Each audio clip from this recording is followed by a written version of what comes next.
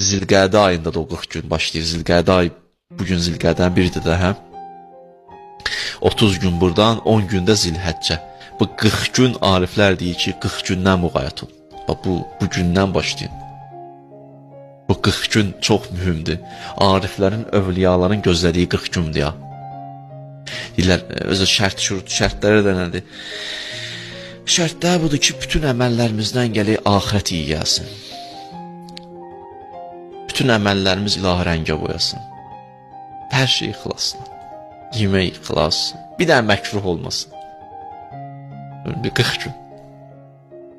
Dünyadan qop. İnsanlardan çəkinmə ya, uzaqlaşma. İnsanlarla ünsiyyət, dərsin öz yerində, kitabın öz yerində, işləyirsən, pul qazanırsan və bunlar hamısı öz yerində. Hamıya da necə vaxtını ayırırsan, amma dünyadan qopursan, yerdə yaşayırsan, dünyada yaşamırsan.